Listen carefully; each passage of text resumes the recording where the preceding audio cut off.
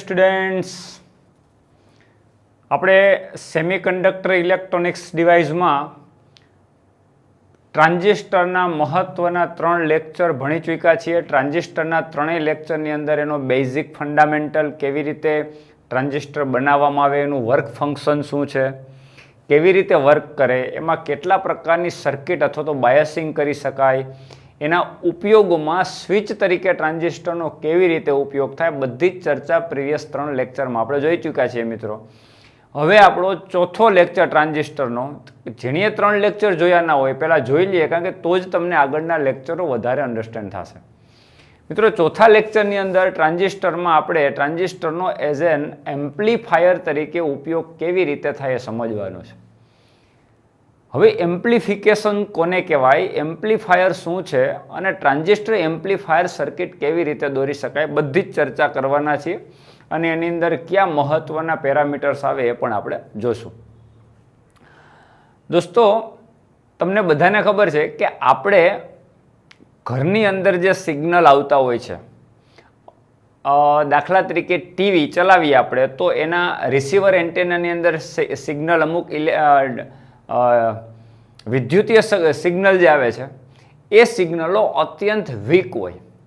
પછી આપણા ઘરની બહાર જે આપણને જે ડિસકનેક્શન કે જે પણ આપવામાં આવે છે, તો તમને બધાને ખબર હશે કે જે ટેકનિકલ વ્યક્તિ આવે એ પહેલાં એ જોવા જાય કે તમારું એમ્પ્લીફાયર ચાલે છે કે નહીં. એમ્પ્લીફાયરની અંદર સિમ્પલ એક સર્કિટ છે, એમ્પ્લીફાયર સર્કિટ, કે જે સિગ્નલો રિસીવર એન્ટેના દ્વારા રિસીવ થાય છે દોસ્તો, એ અત્યંત સૂક્ષ્મ વોલ્ટના અથવા તો વીક સિગ્નલ હોય, મિલી વોલ્ટના ક્રમમાં હોય. અને આ વીક સિગ્નલને સ્ટ્રોંગ બનાવવા માટે વચ્ચે એમ્પ્લીફાયર સર્કિટ મૂકવામાં આવે અને પછી એમ્પ્લીફાય થયા પછી જ તમને ઘરની અંદર એ ટીવીને સિગ્નલો આપવામાં આવે, તો જ તમને ટીવીની અંદર પિક્ચર ક્લિયર દેખાય.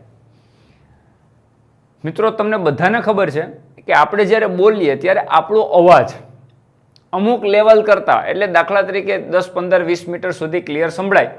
પછી આપણે જ્યારે ગમે એટલી રાડ નાખીએ, 200-300 મીટર કરતાં વધારે કોઈ વ્યક્તિ આગળ ઊભો છે તો એને આપણો અવાજ સંભળાવવાનો નથી, એટલે આપણે માઇક્રોફોનનો ઉપયોગ કરીએ. પછી એને સ્પીકર દ્વારા લગાવીને સ્પીકરમાંથી આઉટપુટ વોઇસ એ વ્યક્તિને સંભળાય છે. તો માઇક્રોફોનની અંદર પણ જ્યારે તમે બોલો છો ત્યારે જે સિગ્નલો હોય એ વિદ્યુતીય સિગ્નલમાં કન્વર્ટ થાય છે મિત્રો. એ સિગ્નલો વીક સિગ્નલને, એના આઉટપુટ પણ મિલીવોલ્ટમાં હોય. માઇક્રોફોનના જે સિગ્નલો હોય છે, આપણે જે બોલીએ એ સિગ્નલનું શું કરે છે, વિદ્યુતીય સિગ્નલમાં કન્વર્ટ કરે છે, પણ એ સિગ્નલો પણ અત્યંત વીક હોય, મિલીવોલ્ટના ક્રમમાં હોય. તો એ સિગ્નલને વધારે સ્ટ્રોંગ બનાવવા માટે એમ્પ્લીફાયર મૂકવામાં આવે. તમને બધાને ખબર છે કે આપણે જ્યાંથી ને વોઇસ કંટ્રોલ કરીએ, ડીજે સિસ્ટમની અંદર જે માઇક હોય તો એની અંદર પણ એની પાસે એક એમ્પ્લીફાયર હોય, એની અંદર વોઇસ કંટ્રોલ સિસ્ટમ હોય, એને વોઇસ વધારવા ઘણી વખત બહુ અવાજ વધી જાય અથવા તો એ રીતના સ્પીકર ગોઠવાઈ જાય તો એમાં સ્પીકરમાં જે સીટી વાગે છે તો એ સિગ્નલો ડિસ્ટર્બ થતા હોય છે, એટલે એ સીટી જેવો અવાજ આવે છે. પણ મિત્રો, જ્યારે માઇક્રોફોન હોય એના સિગ્નલો આઉટપુટ હોય એ મિલીવોલ્ટના ક્રમના ને અત્યંત સૂક્ષ્મ સિગ્નલ હોય, એને સ્ટ્રોંગ બનાવવા માટે વચ્ચે એમ્પ્લીફાયર મૂકવામાં આવે, જે સિગ્નલો તમને વિવર્ધિત કરીને વોલ્ટેજ મોટા કરીને આઉટપુટમાં આપે, એટલે આપણો અવાજ છે ખૂબ દૂર સુધી સાંભળી શકે અને સ્પીકરની અંદર મોટો આઉટપુટ વોલ્ટેજ આપણને મળે અને એ વોઇસમાં કન્વર્ટ થયા પછી એ ઊંચો અવાજ સંભળાય. તો એમ્પ્લિફિકેશન શું છે? એમ્પ્લિફિકેશન છે નાના વોલ્ટેજને અથવા તો વીક સિગ્નલને સ્ટ્રોંગ બનાવવાનું એક સર્કિટ છે. એટલે કે દાખલા તરીકે તમારી પાસે આ ટાઈપના કોઈ વોલ્ટેજ છે, દાખલા તરીકે સમય સાથે વોલ્ટેજનો બદલાવ એસી સિગ્નલ છે, આ રીતના વોલ્ટેજ છે, જેનો એક લેવલ સુધી મેક્સિમમ કેટલા, તો કે 2 મિલીવોલ્ટ છે. આ સિગ્નલને તમારે વધુ વોલ્ટેજ વાળા આઉટપુટમાં વોલ્ટેજ જોતા હોય અને સિગ્નલો એમ્પ્લીફાય થઈને જોઈએ છે, વધારે વોલ્ટેજ વાળા જોઈએ, તો આવા નાના અથવા તો વીક સિગ્નલને આવા મોટા વોલ્ટેજમાં રૂપાંતર કરવાની પ્રક્રિયાને એમ્પ્લીફાય કહેવાય. શું કહેવાય? એમ્પ્લીફાય. અને આ પ્રક્રિયાને એમ્પ્લિફિકેશન કહેવાય. શું કહેવાય? એમ્પ્લિફિકેશન. તો એમ્પ્લિફિકેશન થયા તો આ એમ્પ્લિફિકેશન કરવા માટે કોઈને કોઈ સર્કિટની જરૂર પડે, તો એમાં એમ્પ્લિફિકેશન માટે આપણે કોનો ઉપયોગ કરીએ? ટ્રાન્ઝિસ્ટરનો ઉપયોગ કરીએ. એટલે પહેલાં તો આપણને પ્રોબ્લેમ ખબર હોવી જોઈએ કે આપણે પ્રોબ્લેમ શું છે. તો કે જ્યારે આ પ્રકારના વીક સિગ્નલ હોય, ઓછા વોલ્ટેજવાળા સિગ્નલ હોય, એને આ રીતે વિવર્ધિત કરવા, ગુજરાતીમાં બોલીએ તો વિવર્ધિત કરવા ઊંચા વોલ્ટેજ આઉટપુટમાં આપણે જોઈતા હોય ત્યારે વચ્ચે આપણે એક એમ્પ્લીફાયર સર્કિટ લગાવીએ. એ એમ્પ્લીફાયર સર્કિટની અંદર ટ્રાન્ઝિસ્ટરનો ઉપયોગ થાય અને એક આપણને ઊંચા વોલ્ટેજ આઉટપુટની અંદર આપે છે. તો ટ્રાન્ઝિસ્ટરનો ઉપયોગ કરીને વોલ્ટેજ કેવી રીતે એમ્પ્લીફાય કરી શકાય એ આપણે સમજવાનો પ્રયત્ન કરીએ. પહેલાં તો ટ્રાન્ઝિસ્ટરની અંદર આપણે એક્ઝામ્પલ તરીકે NPN ટ્રાન્ઝિસ્ટર લેશું અને કોમન એમીટર સર્કિટ લેશું.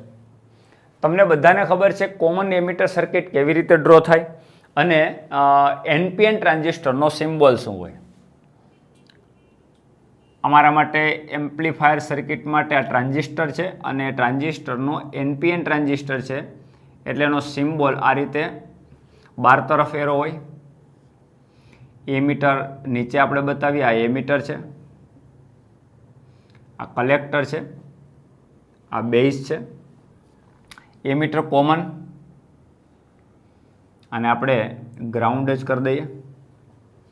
બેઝ એમીટરને આપણે ફોરવર્ડ બાયસ કરવાનું હોય છે. ટ્રાન્ઝિસ્ટરનો ઉપયોગ કરતી વખતે એના ફંક્શનિંગને આપણે સારી રીતે ઉપયોગમાં લેવા માટે આપણે કમ્પલસરી બેઝ એમીટર જંક્શનને આપણે ફોરવર્ડ બાયસિંગ કરવું પડે અને કલેક્ટર જંક્શનને આપણે રિવર્સ બાયસિંગ કરવું. આપણે બધાને ખ્યાલ છે. તો બેઝની અંદર NPN ટ્રાન્ઝિસ્ટરમાં શું હોય? NPN એટલે અહીંયા P ટાઈપ સેમિકન્ડક્ટર હોય અને એની સાથે શું કરો? P ટાઈપ એટલે કે બેટરી. P ટાઈપ સાથે બેટરીનો પોઝિટિવ જોડશો એટલે ફોરવર્ડ બાયસિંગ થશે. એટલે આપણે અહીંયા બેટરીનો પોઝિટિવ લેશું ફોરવર્ડ બાયસિંગ માટે.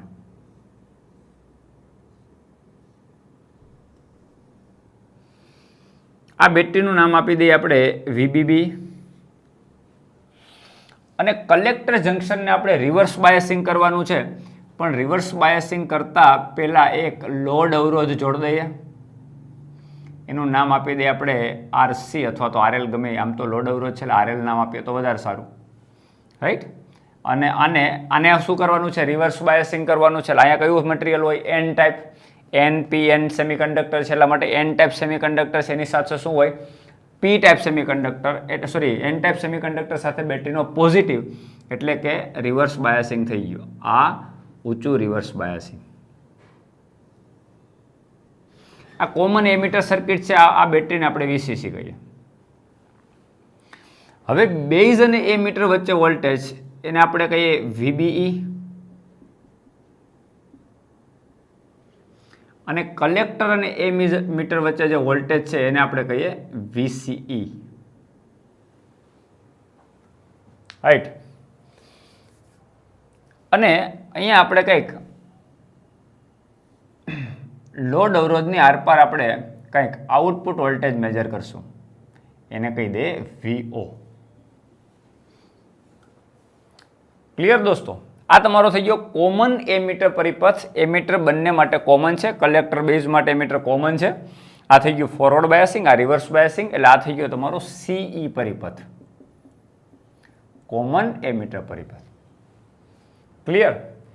હવે આપણે ઇનપુટમાં અત્યારે આ પોઝિશનમાં તમે વિચારો તો ઇનપુટની અંદર જેટલા વોલ્ટેજ VBB છે એટલા જ બેઝ એમીટર વચ્ચે વોલ્ટેજ હોય, કારણ કે બેટરીને આપણે સીધી બેઝ એમીટર સાથે જોડેલી છે. એટલે જ્યાં સુધી તમે આને કોઈ પણ સિગ્નલ નહીં આપો ઇનપુટમાં, અત્યારે આપણે ઇનપુટમાં ખરેખર શું કરવાનું છે? મિલીવોલ્ટના વીક સિગ્નલ આપવાના છે, જે આપણને આઉટપુટની અંદર મોટા સિગ્નલ કરીને આપવાનું છે ટ્રાન્ઝિસ્ટર. હવે કેવી રીતે આપીએ પછી સમજીએ. પણ ઇનપુટની અંદર કંઈક એસી સિગ્નલ, જે વીક સિગ્નલ આપવાનું છે. એટલે દાખલા તરીકે આવું એક સિગ્નલ આપણે આપવાનું છે જે વોલ્ટેજ સમય સાથે આ રીતે બદલાતું હોય, રાઈટ. પણ એ સિગ્નલ આપણે આપતા ન હોઈએ એટલે કે એની ગેરહાજરી હોય ત્યાં સુધી VBB એટલે કે આ બેટરીના જે વોલ્ટેજ છે એ જ કોના હોય? બેઝ એમીટર વચ્ચે વોલ્ટેજ હોય એટલે VBE એ જ હોય. ક્યારે? ઇનપુટ સિગ્નલની ગેરહાજરીમાં. હવે તમે ઇનપુટની અંદર કંઈક સિગ્નલ વીક સિગ્નલ આપો છો, જે વોલ્ટેજ તમારે વિવર્ધિત કરવા છે ટ્રાન્ઝિસ્ટરની મદદથી, અથવા તો મિલીવોલ્ટના જે વીક સિગ્નલ છે એ ઇનપુટમાં આપવા પડશે. ચલો ધારો કે અહીંયા આપી દઈએ આપણે ઇનપુટના આ સિગ્નલ અહીંયા આપણે આપીએ છીએ, અને એસી સિગ્નલનો સિમ્બોલ તમને ખબર છે આ રીતે થાય. તો જે એસી સિગ્નલ તમે ઇનપુટમાં આપો છો મિત્રો, એ શું કરશે? એ એના વોલ્ટેજ સમય સાથે વધારશે, ઘટાડશે, ઝીરો થશે, નેગેટિવ સાઈડ વધશે, ઘટીને મેક્સિમમ સુધી જશે, અને પછી વધી અને મેક્સિમમ થઈને ઝીરો સુધી જશે, અહીં સુધી. ટૂંકમાં વધે છે, મેક્સિમમ સુધી એક પોઝિટિવ સાઈડ થશે, ઝીરો થશે, પછી નેગેટિવ સાઈડ મહત્તમ થશે, અને પાછું ઘટીને ઝીરો થશે. તો આ રીતે તમારો વોલ્ટેજ એસી સિગ્નલ અહીંયા વોલ્ટેજ ઇનપુટની અંદર આ રીતે બદલાય છે, અને એની અનુરૂપ કરંટ બદલાતો હશે. દાખલા તરીકે અહીંથી પ્રવાહ જે છે એ આઈબી જતો હોય, ઇનપુટ સિગ્નલની અંદર આઈબી જેટલો પ્રવાહ જતો હોય, તો અત્યારે વોલ્ટેજ ડ્રોપ કોની વચ્ચે થાય? તો કે બેઝ એમીટર જંક્શન વચ્ચે વોલ્ટેજ ડ્રોપ કંઈક થાય. કેટલા? VBE. એ જ તો બેટરી VBB ના સિગ્નલના વોલ્ટેજ છે. હવે તમે વચ્ચે એક એવો સિગ્નલ એડ કર્યા છે, એસી સિગ્નલ, કે જે વોલ્ટેજમાં વધઘટ કરે છે. દાખલા તરીકે 2 વોલ્ટનો વધારો કરો છો તમે, સોરી 2 મિલીવોલ્ટનો વધારો કરો છો, તો 2 મિલીવોલ્ટનો વધારો કોને મળવાનો છે? ડાયરેક્ટ બેઝ એમીટર વચ્ચે વોલ્ટેજ છે ને વધારો મળવાનો છે. એટલે કહેવાનો મતલબ કે ઇનપુટ વોલ્ટેજમાં કંઈ પણ તમે બદલાવ કરશો એ ઇનપુટ બેઝ અને એમીટર વચ્ચેના વોલ્ટેજના ફેરફાર જેટલો હશે. અત્યારે VBB is equal two VBE છે. હવે આની અંદર આપણે શું એડ કર્યું તમે જો, VBB પ્લસ આની અંદર વોલ્ટેજ ડ્રોપ હજી આ કંઈક છે. કેટલા છે? તો કે VS. અને આપણે નામ આપી દઈએ VS ઇનપુટ સિગ્નલ. જે પણ વોલ્ટેજ તમે વધારો છે એમાં પ્લસ થયા, તો પેલા કેટલા વોલ્ટેજ હતા? તો કે VBE. હવે કેટલા પ્લસ થયા? તો કે ડેલ્ટા VBE. હવે વધારો થયો એટલે એટલા વોલ્ટેજ અહીંયા પ્લસ થયા, તો કે ડેલ્ટા VBE. એટલે કહેવાનો મતલબ કે ખરેખર VS નું મૂલ્ય શું હશે? ડેલ્ટા VBE જેટલું જ હશે. કારણ કે આ બે તો સરખા જ છે, VBB is equal two VBE, આ બે તો સરખા જ છે, આ બે તો ઉડી જ જશે. જ્યારે ગેરહાજરી હતી ઇનપુટ સિગ્નલની દોસ્તો ગેરહાજરી હતી ત્યારે VBB is equal two VBE હતું જ ઓલરેડી. જે બદલાવ તમે અહીંયા કરો છો એ બદલાવ કોની વચ્ચે થશે? બેઝ અને એમીટર વચ્ચે ફેરફાર થશે. તો અહીંયા આપણે કેટલા વોલ્ટેજ એડ કર્યા? VS. તો VS એટલે કે ઇનપુટ વોલ્ટેજ VS કોના જેટલા હશે? તો કે આની વચ્ચે જે વોલ્ટેજ બદલાય એ. તો આની વચ્ચે વોલ્ટેજનો બદલાવ આપણે શું કીધું? Delta VBE. એટલે કહેવાનો મતલબ સિમ્પલ કે આપણને VS ઇઝ ઇક્વલ ટુ શું મળશે? Delta VBE. આ ઇમ્પોર્ટન્ટ વાત છે. જ્યારે તમે ઇનપુટ સિગ્નલ આપેલા જ નથી ત્યારે તો જેટલા બેટરીના વોલ્ટેજ છે એટલા જ બેઝ એમીટર વચ્ચે વોલ્ટેજ હશે. હવે તમે જે બદલાવ કરવા માંગો છો એ બદલાવ અહીંયા આપો છો ઇનપુટમાં, ઈ કોને મળશે? Base ammeter જંક્શનને. એ જે બેઝ અને એમીટર વચ્ચે જંક્શનની બેઝ એમીટર વચ્ચે જે પોટેન્શિયલ ડિફરન્સમાં તફાવત જે પણ વધારો કે ઘટાડો થશે, વધારો થશે તો પણ આને મળશે, ઘટાડો થશે તો પણ આને જ મળવાનું છે. એટલે વોલ્ટેજ વધવાના છે અને ઘટવાના પણ છે.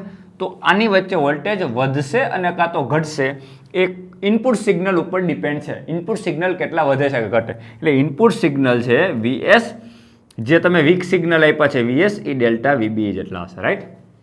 તો એને અનુરૂપ કરંટ એ બદલાશે, ઇનપુટ કરંટ IB પણ બદલાશે.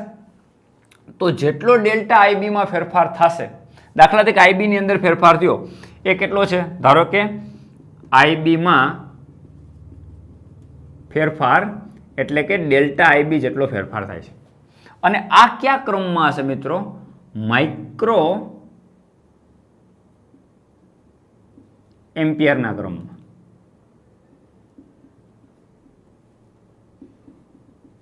આપણને બધાને ખબર છે કે બેઝ એમીટર જંક્શનને જ્યારે ફોરવર્ડ બાયસિંગ કરવામાં આવે ત્યારે એમીટરમાંથી જેટલા ઇલેક્ટ્રોન બેઝમાં જાય છે એમાં બધા જ ઇલેક્ટ્રોન બેઝમાંના હોલ સાથે સંયોજાતા નથી. આપણે ટ્રાન્ઝિસ્ટરમાં ભણી ગયા છે. ખાલી 5 થી 6% ઇલેક્ટ્રોન છે એના હોલ સાથે સંયોજાય અને બેઝ કરંટ રચે છે. બાકીના બધા કલેક્ટર કલેક્ટ કરી લે છે ઇલેક્ટ્રોનને અને એના કારણે કલેક્ટર કરંટ નું નિર્માણ થાય છે. તો બેઝ કરંટ હંમેશા માઇક્રો એમ્પિયરના ક્રમમાં હોય તો ફેરફાર પણ માઇક્રો એમ્પિયરના ક્રમનો હોય. દાખલા તરીકે 3 માઇક્રો એમ્પિયરનો ડિફરન્સ થયો તો આ ડેલ્ટા આઈબી તમારો 3 માઇક્રો એમ્પિયર હશે. હા, જેવો તમે ઇનપુટમાં બદલાવ કરશો મિત્રો એને અનુરૂપ આઉટપુટમાં પણ બદલાવ થશે. એટલે અહીંયા આ બેટરી છે એ કલેક્ટર એમીટરને કંઈક સપ્લાય તો આપે છે. તો હવે કલેક્ટર એમીટર વચ્ચે તમે આ વોલ્ટેજ લગાડો, સોરી કિર્ચોફનો નિયમ લગાવો તો સપ્લાય વોલ્ટેજ કેટલા? તો કે VCC. આ તો VCC ઇઝ ઇક્વલ ટુ શું હશે મિત્રો? IC ઇન્ટુ RL, કારણ કે અહીંથી કરંટ જે જાય છે એને કલેક્ટર કરંટ IC કહેવાય, આપણને ખબર છે. તો આની વચ્ચે વોલ્ટેજ ડ્રોપ કેટલો? તો કે કરંટ અને અવરોધનો ગુણાકાર એટલે કે IC ઇન્ટુ RL. એક વોલ્ટેજ ડ્રોપ અહીંયા થવાનો છે અને એક voltage drop collector emitter junction વચ્ચે થવાનો. એ કેટલો? તો કે પ્લસ VCE. ક્લિયર? હવે આ બધામાં આપણે ફેરફાર લગાવી દઈએ. જેમ આમાં ફેરફારની વાત કરીએ એમ અહીંયા પણ ફેરફારની વાત કરીએ. તો બધામાં આપણે ડેલ્ટા લગાવીએ તો delta VCC is equal to delta IC into RL plus delta VCE. સૂત્રાત્મક રીતે આપણે ડેલ્ટા લગાવી દીધો પણ જેમાં ફેરફાર જ નથી થતો એનો ડેલ્ટા શૂન્ય હશે. દાખલા તરીકે ડેલ્ટા VCC 0 હોય. શું કામ? કારણ કે બેટરીના વોલ્ટેજ તો ફિક્સ છે, એ તો કોન્સ્ટન્ટ છે, એટલે એમાં બદલાવ નથી થતો. એટલે ડેલ્ટા VCC કેટલો હોય? 0 હોય. Equal to delta IC into RL હશે. હા હશે મિત્રો, અને મિલી એમ્પિયરના ક્રમમાં હશે. ડેલ્ટા IC શું છે? કલેક્ટર કરંટનો ફેરફાર, અને કલેક્ટર કરંટ મિલી એમ્પિયરના ક્રમમાં હોય ને. તો આ બદલાવ તમારો મિલી એમ્પિયરના ક્રમનો થવાનો છે. તો આ બદલાવ તમારો મિલી એમ્પિયરના ક્રમનો થશે. એટલે સિમ્પલ વાત કે ડેલ્ટા IC ઇન્ટુ RL. અહીંયા તમે લોડ અવરોધ ઊંચો જોડ્યો, ચલો સમજો. અહીંયા લોડ અવરોધ તમે ઊંચા ઓહમનો જોડ્યો છે.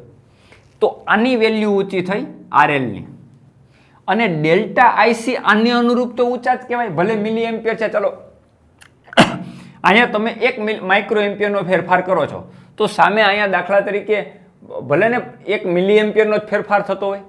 તો આ મિલી છે ને માઇક્રો છે મિત્રો. મિલી અને માઇક્રો વચ્ચે 10⁻³ નો ડિફરન્સ છે ને. તો જે તફાવત તમારો અહીંયા સૂક્ષ્મ હશે એ તો અહીં મોટો થઈને આવવાનો છે, કારણ કે આ મિલીમાં થશે ફેરફાર જે થશે, અને ગુણ્યા લોડ રેઝિસ્ટન્સ તમારો છે એ તો ઊંચો જ જોડેલો હોય. એટલે આ ઊંચી વેલ્યુ છે એની સાથે આ બેનો ગુણાકાર કરો તો ડેલ્ટા IC ઇન્ટુ RL ઊંચો જ મળવાનો છે. એટલે આઉટપુટની અંદર જે વોલ્ટેજ મળશે VO કોની વચ્ચે વોલ્ટેજ? લોડ અવરોધ વચ્ચે વોલ્ટેજ, એટલે કોણ? Delta IC into RL. એ ઊંચા જ મળવાના છે. તો આ તમારા એમ્પ્લીફાઈ થઈને આવ્યા કે ઇનપુટની અંદર તમે ફેરફાર માઇક્રો એમ્પિયરના ક્રમમાં કર્યો તો આઉટપુટની અંદર જે તમને ડિફરન્સ મળે એટલે કે ડેલ્ટા IC ઇન્ટુ RL જે મળે છે એ મિલી એમ્પિયરના ક્રમમાં ને ગુણ્યા RL, એટલે જે પોટેન્શિયલ ડિફરન્સ મળે એ ઊંચો મળે. એટલે આ તમારા સિગ્નલ વીક હતા તો આ સિગ્નલ તમને વધુ થઈને મળે છે. બીજી વસ્તુ, આ સિગ્નલ આવા હશે તો શું આ સિગ્નલ આવા જ મળશે? પ્રકાર સિગ્નલનો કે જ્યારે આના વોલ્ટેજ વધતા હશે ત્યારે આના વોલ્ટેજ વધતા જશે. તો એ તમારે ચેક કરવું પડે કે આઉટપુટ વોલ્ટેજ કેવા મળે. મિત્રો આઉટપુટ વોલ્ટેજ એટલે શું? તો કે કલેક્ટર ને એમીટર વચ્ચે વોલ્ટેજ, રાઈટ? એટલે જે બદલાવ થાય જોઈએ ડેલ્ટા VCE કેટલો થાય? જો આ એમને રહેવા દે, delta IC into RL plus delta VCE. હવે ડેલ્ટા VCE ને આપણે સૂત્રનો કરતા બનાવ્યા. ડેલ્ટા VCE ને સૂત્રનો કરતા બનાવો તો કેટલું થાય? જો delta VCE is equal two આ સામે જાય માઇનસ, તો આ થાય તમારું minus delta IC into RL. આ ડેલ્ટા VC શું છે? આઉટપુટ વોલ્ટેજ VO, એટલે VO is equal to delta IC into RL. આ ક્યાં વોલ્ટેજ મિત્રો? Output voltage. આ ક્યાં voltage? Input voltage. Input voltage કોની છે? ડેલ્ટા, એટલે કે ડેલ્ટા VBE. એને અનુરૂપ અહીંયા ડેલ્ટા VCE. આ આઉટપુટ વોલ્ટેજ, આ ઇનપુટ વોલ્ટેજ. ચલો આને કહીએ દે આપણે ઇનપુટ વોલ્ટેજ. તો input voltage VI is equal to શું? Delta VBE. Delta VBE. તો અહીંયા તમે ડેલ્ટા વીબી લીધો, અહીંયા તમારો વીઓ એટલે કે ડેલ્ટા વીસી લીધું. તો આ તમારા ઇનપુટ વોલ્ટેજ છે, આ તમારા આઉટપુટ વોલ્ટેજ છે. તો દોસ્તો એ સમજી શકાય કે ઇનપુટમાં તમારે જ્યારે વધારો થતો હોય ત્યારે આઉટપુટમાં ઘટાડો થાય. નેગેટિવ સાઇન તમને શું બતાવે છે કે ઇનપુટ વોલ્ટેજ અને આઉટપુટ વોલ્ટેજ વચ્ચે કડા તફાવત 180 ડિગ્રીનો છે, 180 અંશનો, પાઈ રેડિયનનો છે, રાઈટ. એનો મતલબ શું થયો કે જ્યારે આ વોલ્ટેજ વધતા હશે ત્યારે આ વોલ્ટેજ ઘટતા હશે, અને જ્યારે આ વોલ્ટેજ ઘટતા હોય ત્યારે આ વોલ્ટેજ વધતા હશે. કારણ કે પાઈ રેડિયનનો તફાવત એટલે આ કહેવાય, જ્યારે આ ઇનપુટ આવા હોય ત્યારે આઉટપુટ આવા હોય, ઊંધું હોય. જ્યારે ઇનપુટ આવા હોય ત્યારે આઉટપુટ આ રીતે હોય. તો જ્યારે આ વોલ્ટેજ વધતા હશે ત્યારે આ વોલ્ટેજ ઘટતા હશે, જ્યારે આ વોલ્ટેજ ઘટતા હશે ત્યારે આ વોલ્ટેજ વધતા હશે, જ્યારે આ વોલ્ટેજ નેગેટિવ સાઈડ આ રીતે વધતા હશે, મીન્સ કે ઘટતા હશે, ત્યારે આ વોલ્ટેજ પોઝિટિવ સાઈડ વધતા હશે.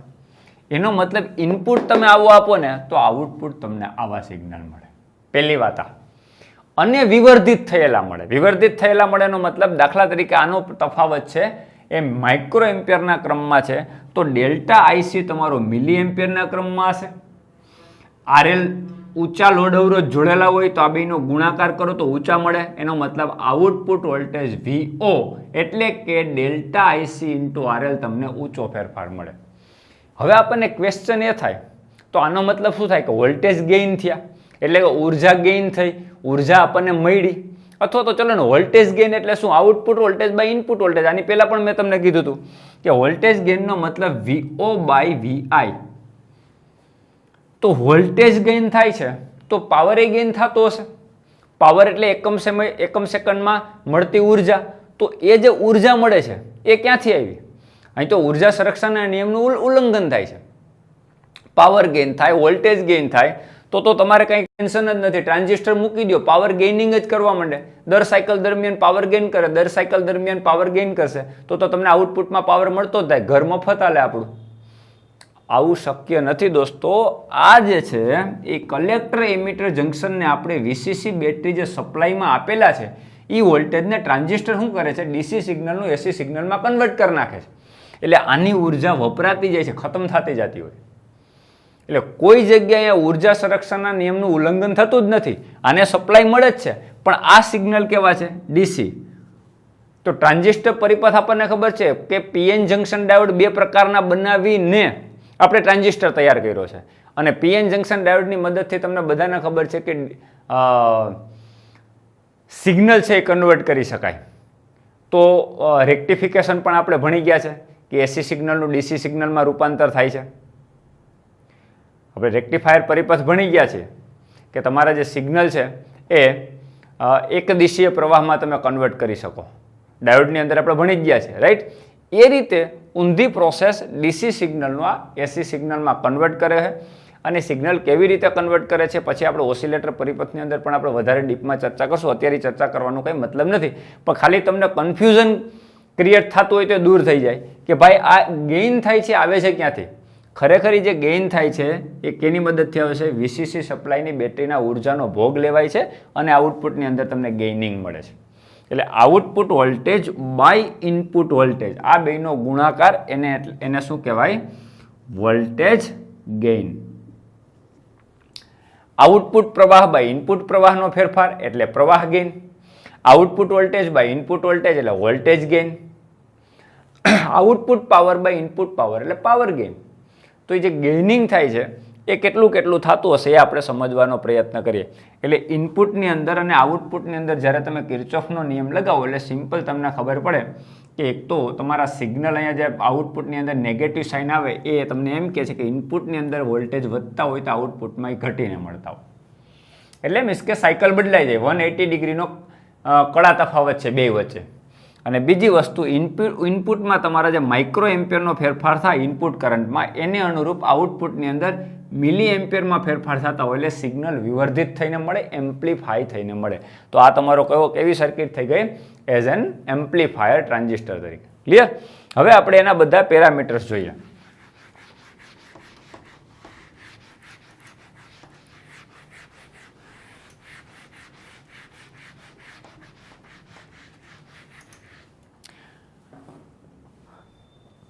ચલો હવે આપણે બધું જ મગજમાં ક્લિયર છે કે ઇનપુટ કરંટ આઈબી છે, આઉટપુટ કરંટ આઈસી છે, કલેક્ટર કરંટ, ઇનપુટની અંદર વોલ્ટેજનો ફેરફાર ડેલ્ટા વીબીઈ છે, આઉટપુટની અંદર કલેક્ટર એમીટર વચ્ચે ફેરફાર એટલે ડેલ્ટા વીસીઈ છે, એને આપણે આઉટપુટ વોલ્ટેજ કીધા, આ બાજુ ઇનપુટ વોલ્ટેજ છે. ક્લિયર? બધું જ આપણા મગજમાં છે. લોડ અવરોધની વચ્ચે જે આપણે વોલ્ટેજ મેજર કરીએ છીએ આપણા માટે આઉટપુટ વોલ્ટેજ છે. આઉટપુટ વોલ્ટેજ બાય ઇનપુટ વોલ્ટેજને વોલ્ટેજ ગેઇન કહેવાય. ગેઇનિંગથી આપણે સ્ટાર્ટ કરીએ. પહેલાં તો આપણે લઈએ પ્રવાહ ગેઇન. મેં તમને આની પહેલાના લેક્ચરમાં પણ કીધું હતું કે કોમન એમીટર પરિપથમાં પ્રવાહ ગેઇન એટલે આપણા માટે બીટા ગ્રેટર ધેન 1 હોય, એટલે એની રેન્જ પણ મેં તમને કીધી હતી. તો અત્યારે બીટાને આપણે સૂત્ર મેળવીએ તો પ્રવાહ ગેઇન એટલે આઉટપુટ કરંટમાં કેટલો બદલાવ થાય મિત્રો?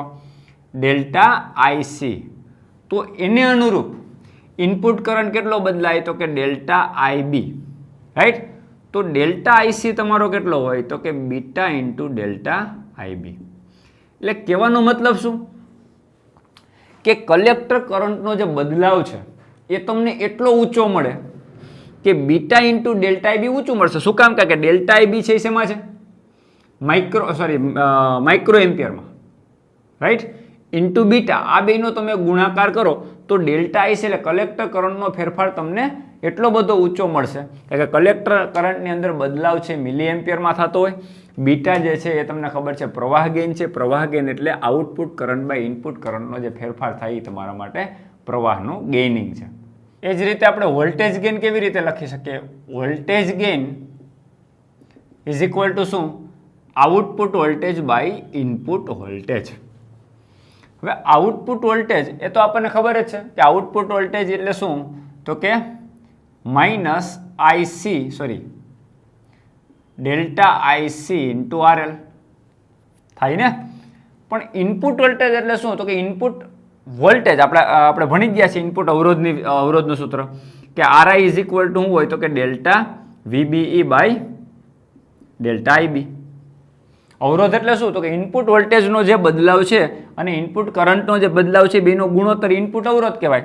તો ઇનપુટ વોલ્ટેજ ડેલ્ટા વીબીઈ, આ વીબીઈ જે વીઆઈ છે એ કેટલો હોય? RI into delta IB. એટલે RI into delta IB. Input અવરોધ આપણે આની આગળ ભણી ગયા કે ઇનપુટ અવરોધ એટલે ઇનપુટ વોલ્ટેજનો બદલાવ છેદમાં ઇનપુટ પ્રવાહનો બદલાવ. તો ઇનપુટ વોલ્ટેજની અંદર જે ફેરફાર થાય આ બંનેના ગુણાકાર જેટલો એટલે RI into delta IB. Clear? તો હવે આપણે જોઈએ છીએ અહીં શું આવે? Output voltage by input voltage VI is equal to delta IC by delta IB એટલે શું? ગેઇન. અને એને પ્રવાહ ગેઇન કહેવાય. એટલે કે બીટા આમ લખી શકાય minus beta into RL by RI. અને દોસ્તો યાદ કરો, બીટા બાય આરઆઈ, પ્રવાહ ગેઇન અને આરઆઈ આ બંનેના ગુણોત્તરને ટ્રાન્સકન્ડક્ટન્સ કહેવાય. આગળના પ્રાચલો અથવા તો આગળના પેરામીટર્સ તમે ભણી ગયા છો, જો આગળના લેક્ચર તમે રિસીવ કર્યા હોય અને જોયા હોય તમે, તો તમને બધાને ખબર જ હોય કે બીટા બાય આરઆઈ જે છે એને ટ્રાન્સકન્ડક્ટન્સ કહેવાય. અને વોલ્ટેજ ગેઇન એટલે ગેઇનને આપણે નોર્મલી છે ને ટ્રાન્ઝિસ્ટરની અંદર ગેઇનિંગ જે આવે એને એ સિમ્બોલથી બતાવેલે. આ એ વોલ્ટેજ ગેઇન હોય તો એવી, પ્રવાહ ગેઇન હોય તો એ આઈ, પાવર ગેઇન હોય તો એ પી. રાઈટ? એટલે અહીંયા તમારે વોલ્ટેજ ગેઇનને આપણે કહી દઈએ એ વી ફોર વોલ્ટેજ. એટલે voltage gain AV is equal to minus beta by RI એટલે ટ્રાન્સકન્ડક્ટન્સ જીએમ ઇન્ટુ આરએલ. જેની આગળનો લેક્ચર ના ભર્યો એ કમ્પલસરી ભરવો જોઈએ, તો જ તમને ખબર પડશે બીટા બાય આરઆઈને ટ્રાન્સકન્ડક્ટન્સ કહેવાય. શું કામે કન્ડક્ટિવિટી ટ્રાન્સફર થાય, કઈ રીતે રેઝિસ્ટન્સ ટ્રાન્સફર થાય, એટલે તેનું નામ આપણે ટ્રાન્ઝિસ્ટર પાડ્યો. બધી જ ચર્ચા કરેલી છે. તો તમને વોલ્ટેજ ગેઇન મળ્યો માઇનસ જીએમ ઇન્ટુ આરએલ. તો આ બધા ઇક્વેશન તમારા માટે ઇમ્પોર્ટન્ટ થઈ જાય કે જ્યારે પણ તમને ટ્રાન્ઝિસ્ટર રિલેટેડ કોઈ પણ એમસીક્યુ પૂછાય તો વોલ્ટેજ ગેઇન શું છે, પ્રવાહ ગેઇન શું છે, પાવર ગેઇન શું છે. હવે પાવર ગેઇન વિચારીએ તો પાવર ગેઇન એટલે શું થાય? તો કે પાવર ગેઇન એટલે કે output power by input power એટલે પીઓ બાય પીઆઈ. તો આઉટપુટ પાવર એટલે શું? તો કે પ્રવાહ અને વોલ્ટેજનો ગુણાકાર ફેરફારનો. રાઈટ? એટલે ડેલ્ટા, અથવા તો ડાયરેક્ટ આમ પણ લખી શકાય કે ડેલ્ટા આઈસી અને પ્રવાહને વોલ્ટેજનો ગુણાકાર એટલે જ પાવર કહેવાય, એટલે delta IC into delta VCE. Output વોલ્ટેજનો બદલાવ એટલે ડેલ્ટા વીસી અને આઉટપુટ પ્રવાહનો બદલાવ એટલે ડેલ્ટા આઈસી, બેનો ગુણાકાર એટલે પાવર. તો ઇનપુટ પાવરમાં શું થશે? તો કે delta IB into delta VBE. તો finally power gain A P, PO by PI એટલે પાવર ગેઇન.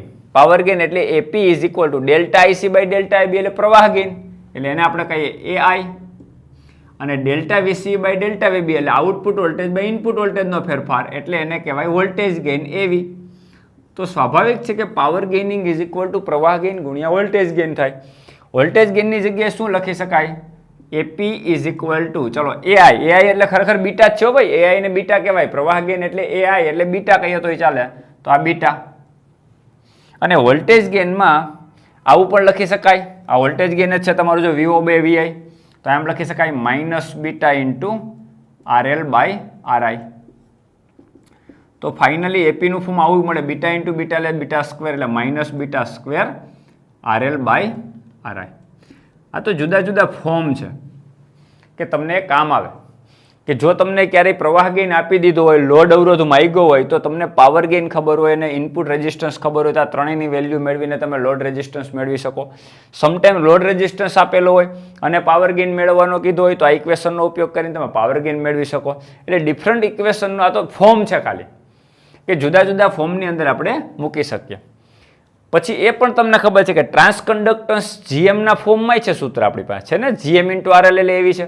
તો અહીંયા એવીની જગ્યાએ તમે આવું મૂકી શકો, જીએમ ઇન્ટુ આરએલ. તો ફાઇનલી પાવર ગેઇનનું સૂત્ર શું થાય? AP is equal to AV minus GM into RL. Voltage gain, voltage ગેઇનની જગ્યાએ શું મુકાય? Minus GM into RL. Voltage ગેઇનની જગ્યાએ મૂકી દીધો, અને પ્રવાહ ગેઇન એટલે બીટા. આ પણ સૂત્ર સાચું છે, minus beta into GM into RL. એ પણ તમારા માટે પાવર ગેઇનનું સૂત્ર થાય, કારણ કે પાવર ગેઇન એટલે પ્રવાહ ગેઇન ગુણ્યા વોલ્ટેજ. પ્રવાહ ગેઇન એટલે બીટા. વોલ્ટેજ ગેઇન એટલે આમ પણ લખી શકાય minus GM into RL, minus GM into RL. આ પણ સૂત્ર છે, આ પણ સૂત્ર છે. તો ગમે એ ફોર્મની અંદર લખી શકાય, ધ્યાન રાખજો. તો આ બધી વસ્તુ શું છે? ટ્રાન્ઝિસ્ટર એમ્પ્લીફાયર પરિપથ માટે જુદા જુદા પ્રાચલો, કે તમે વોલ્ટેજ ગેઇન કેટલો કરી શકો, પાવર ગેઇન કેટલો કરી શકો, પ્રવાહ ગેઇન કેટલો છે, આ બધી જ વસ્તુ. અહીંયા ગેઇનિંગનું મહત્વ એટલા માટે વધી જાય દોસ્તો, કે આપણું કામ જ કરવાનું છે. ટ્રાન્ઝિસ્ટર એમ્પ્લીફાયર પરનું પરિપથનું કામ શું છે? તો કે મિલી વોલ્ટના ક્રમના વીક સિગ્નલને આપણે વિવર્ધિત કરી અને આઉટપુટની અંદર કાંઈક ગેઇનિંગ મેળવીએ છીએ, ઊંચા વોલ્ટેજ મેળવીએ છીએ. તો ઊંચા વોલ્ટેજ મેળવીએનો મતલબ આઉટપુટ વોલ્ટેજ આપણને કેટલા મળે ઇનપુટની સાપેક્ષમાં, એટલે આઉટપુટ બાય ઇનપુટ, લાઈક કાર્યક્ષમતા. આપણે જે એફિશિયન્સી કહીએ છીએ, કાર્યક્ષમતા કહીએ છીએ, એમાં શું હોય? Output by input. એટલે અહીંયા ટ્રાન્ઝિસ્ટરની કાર્યક્ષમતા આપણને ટ્રાન્ઝિસ્ટર કેટલું ગેઇન કરીને આપે છે ઇનપુટની સાપેક્ષે, એ જ તો તમારા માટે છે. તો આ તમારો વોલ્ટેજ ગેઇન થઈ ગયો, આ તમારો પાવર ગેઇન થઈ ગયો, આ તમારા માટે પ્રવાહ ગેઇન થઈ ગયો. આટલી વાત આઈ હોપ બધાને ક્લિયર થઈ ગયું. સમટાઈમ ઘણી વખત અમુક પ્રકારના ઇક્વેશન જે છે એ આ પ્રકારે કામ આવે, ધ્યાન રાખજો. કોમન બેઝ સર્કિટ અને કોમન એમીટર સર્કિટ, આ બેયના ગેઇનિંગ મેં તમને કીધા હતા. કોમન બેઝ સર્કિટમાં ગેઇન એને આપણે આલ્ફા કહીએ, અને કોમન એમીટર સર્કિટમાં જે ગેઇન મળે એને બીટા કહીએ. ચલો યાદ કરો જી, કોમન બેઝમાં ઇનપુટ કોણ હોય? બેઝ તો કોમન થઈ ગયો, એટલે ઇનપુટ કોણ હોય? એમીટર, અને આઉટપુટ હોય કલેક્ટર. ક્લિયર?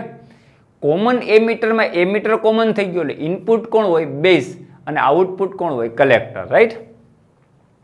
ચલો કોમન એમીટર પરિપથ, કોમન એમીટર માટે ગેઇન, પ્રવાહ ગેઇન બીટા એટલે શું? Delta IC by delta IB. કારણ કે એમાં એમીટર કોમન છે, એટલે કલેક્ટર આઉટપુટ હોય અને ઇનપુટ બેઝ હોય, એટલે ઇનપુટ કરંટનો ફેરફાર છેદમાં આઉટપુટ કરંટનો ફેરફાર, એટલે એ પ્રવાહ ગેઇન થયું. પ્રવાહ ગેઇન. ચાલો ક્લિયર? હવે એ જ વસ્તુ કોમન બેઝમાં લખો, તો કોમન બેઝમાં ગેઇનને આપણે આલ્ફા કહીએ. આલ્ફા ઇઝ ઇક્વલ ટુ શું?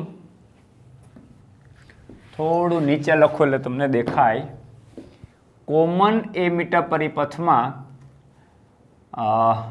કોમન એમીટર પરિપથની અંદર પ્રવાહ ગેઇન એને આપણે નોર્મલી બીટા કહીએ. ચલો, બીટા એટલે delta IC by delta IB. આ એક થયું.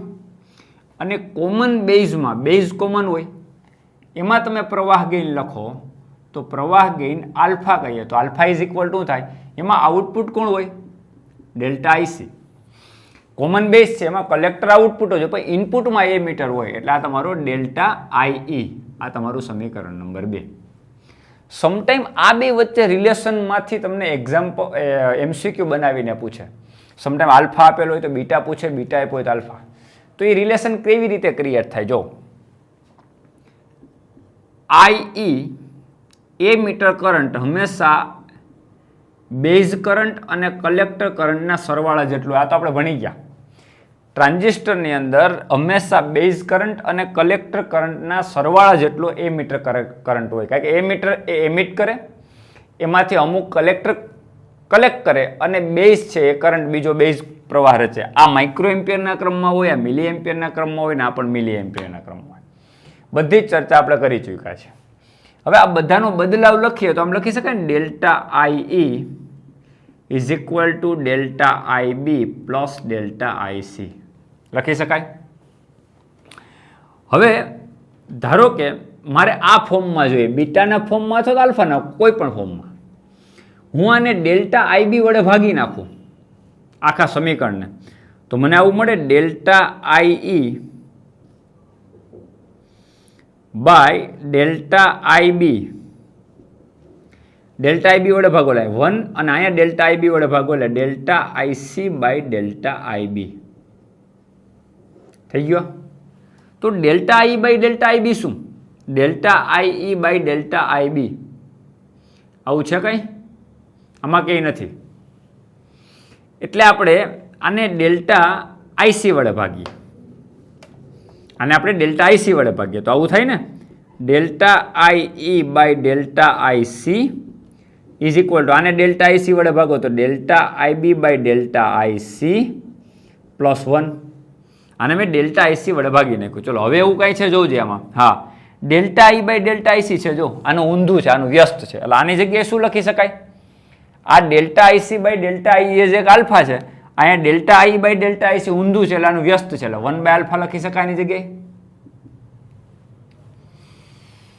હવે delta IB by delta IC એટલે શું? આનું વ્યસ્ત છે. Delta IC by delta IB એને બદલે અહીં ઊંધું છે એટલે અહીંયા આનું વ્યસ્ત લખી શકાય 1 બાય બીટા અને પ્લસ 1. મળી ગયું રિલેશન. જો તમને આલ્ફા આપ્યો હોય તો બીટા મળે ને બીટા આપ્યો હોય તો આલ્ફા મળે. સૂત્રનો કરતા બનાવો હોય તો બનાવી શકાય. 1 by alpha is equal to beta ગુણી નાખો તો 1 plus beta by beta. 1 plus beta by beta આનો વ્યસ્ત કરો એટલે alpha is equal to beta by 1 plus beta. મિત્રો આ રિલેશન, જો તમને આલ્ફા મેળવવો હોય તો બીટાની બે જગ્યાએ વેલ્યુ મૂકી દો એટલે આલ્ફા મળી ગયો. આ જ વસ્તુમાંથી તમે બીટાના કરતા બનાવો તો 1 બાય બીટા, 1 સામે જાય તો માઇનસ, તો 1 બાય આલ્ફા માઇનસ 1, આલ્ફા અહીં ગુણાઈ જાય તો 1 minus alpha by alpha is equal to 1 by beta. તો ફાઇનલ આને વ્યસ્ત કરો તો beta, beta is equal to alpha by 1 minus alpha. Alpha આપ્યો હોય આમાંથી બેમાં કિંમત મૂકો તો બીટા મળે. એટલે કહેવાનો મતલબ કોમન બેઝ પરિપથમાં પ્રવાહ ગેઇન આપ્યો હોય તો કોમન એ મીટર પરિપથ માટે તમે પ્રવાહ ગેઇન મેળવી શકો. અને કોમન એ મીટર પરિપથ માટે પ્રવાહ ગેઇન આપ્યો હોય તો એની ઉપરથી કોમન બેઝ પરિપથ માટે પ્રવાહ ગેઇન મેળવી શકો. આ આલ્ફા અને બીટા વચ્ચેના રિલેશન આ મગજમાં રાખજો, બહુ ઇમ્પોર્ટન્ટ છે. ક્લિયર મિત્રો? તો ટ્રાન્ઝિસ્ટર પરિપથની અંદર, એમ્પ્લીફાયર પરિપથની અંદર આપણે આ રીતે વર્ક કરી શકીએ ને એના અત્યંત સૂક્ષ્મ વોલ્ટેજ અથવા તો વીક સિગ્નલને વિવર્ધિત કરવાની જે પ્રક્રિયા છે, એમ્પ્લીફાય કરવાની પ્રક્રિયા. એટલે સિમ્પલ વાત સમજજો તમને, જેટલો એનો બીટા હશે ને એટલું થશે. દાખલા તરીકે બીટાની વેલ્યુ 2 મળી. આમ તો બીટા જે છે એ ગ્રેટર ધેન 1 હોય, બીટાની વેલ્યુ દાખલા તરીકે 100 મળી. આનો મતલબ શું થયો સમજો કે beta is equal to delta IC by delta IB, common emitter પરિપથ માટે આ 100 છે. તો આનો મતલબ થયો કે delta IC is equal to 100 into delta IB. એટલે ખબર પડે જેટલું ગેઇનિંગ હોય એટલા ગણો કરંટનો બદલાવ થઈ જાય. એટલે દાખલા તરીકે ડેલ્ટા આઈસી છે અને ડેલ્ટા આઈબી તમારો દાખલા તરીકે 5 માઇક્રો એમ્પિયર જ બદલો, 5 જ માઇક્રો એમ્પિયર સમજો, આ 5 માઇક્રો એમ્પિયર જ બદલો તો આના કરતાં 100 ટાઈમ્સ વધી ગયું. એટલે કલેક્ટર કરંટ છે ને એ 100 ટાઈમ્સ વધી જશે આઉટપુટની અંદર, અને એ 100 ટાઈમ્સ વધશે અને એની સાથે તમે આરએલ જોડી દો અને એ ઊંચા રેઝિસ્ટન્સ હોય તો આરએલનો અને ડેલ્ટા આઈસી આ બેનો તમે ગુણાકાર કરો તો એ બંનેનો ગુણાકાર કરવાથી આઉટપુટની અંદર જે વોલ્ટેજ ડ્રોપ મળે એ આપણને ઊંચા મળે, એટલે કે આઉટપુટ વોલ્ટેજ ઊંચા મળે, એટલે કે વિવર્ધિત થયેલા મળે. એટલે કહેવાનો મતલબ એ છે કે એમ્પ્લિફિકેશન પ્રક્રિયા એવી છે કે ટ્રાન્ઝિસ્ટરની મદદથી તમે વીક સિગ્નલને ઊંચા સિગ્નલ આઉટપુટની અંદર ઊંચા વોલ્ટેજ મેળવી શકો. કેના દ્વારા? આઉટપુટ બાયસિંગ દ્વારા. વીસીસી બેટરી આપણે જોડીએ છીએ એની ઉર્જાનો ભોગ લેવાય છે, પણ સિગ્નલ આપણને ઊંચા મળે છે. અહીંયા ક્યાંય પણ ઉર્જા સંરક્ષણના નિયમનું ઉલ્લંઘન નથી થતું. મિત્રો મગજમાં રાખજો કે ઇનપુટ તમે લો આપો તો ટ્રાન્ઝિસ્ટર જોજો તો આઉટપુટની અંદર તમને હાઈ મળે એટલે ગેઇન થાય છે, પાવર ગેઇન થાય છે, તો મફતમાં મળે. મફતમાં કંઈ મળતું નથી. વીસીસી બેટરીના ડીસી સિગ્નલને એ ટ્રાન્ઝિસ્ટર એસી સિગ્નલમાં કન્વર્ટ કરી દે છે, એટલે આપણને આઉટપુટની અંદર એસી સિગ્નલ મળે છે, પણ એ ઊંચા વોલ્ટેજ મળવાનું કારણ છે ત્યાં એક બેટરીની ઉર્જાનો ભોગ લેવાય છે. એટલે કોઈ જગ્યાએ ઉર્જા સંરક્ષણના નિયમનું ઉલ્લંઘન થતું નથી. અને બીજી એક વસ્તુ ખાસ મગજમાં રાખવાની કે ઇનપુટની સાપેક્ષે આઉટપુટ સિગ્નલ વચ્ચેનો જે કડા તફાવત છે એ 180 ડિગ્રી અથવા તો પાઈ રેડિયનનો હોય. એટલે અહીંયા જ્યારે વોલ્ટેજ પોઝિટિવ સાઈડ વધતા હોય ત્યારે અહીંયા નેગેટિવ સાઈડ વોલ્યુમ જે છે કરંટ જે છે અથવા વોલ્ટેજ છે ઘટતા હોય. ક્લિયર દોસ્તો? તો આજે જે ભણ્યા આપણે શું ભણ્યા? ટ્રાન્ઝિસ્ટર એમ્પ્લીફાયર પરિપથ. ક્લિયર? હવે આપણે નેક્સ્ટ ટાઈમ જ્યારે ભણશું એના પ્રાચલો પણ બધા ભણ્યા, એના બધા સૂત્રો પણ જોયા. નેક્સ્ટ ટાઈમ આપણે એને રિલેટેડ કેવા એમસીક્યુઝ પૂછાય અને ટ્રાન્ઝિસ્ટરની હજી એક બીજી ઉપયોગિતા છે ટ્રાન્ઝિસ્ટર એઝ એ ઓસિલેટર, એટલે ઓસિલેટર તરીકેનો કેમ ઉપયોગ થાય એ પણ આપણે નેક્સ્ટ લેક્ચરમાં ચર્ચા કરશું. આજના લેક્ચરમાં અહીંયા સુધી રાખશું. Have a good day.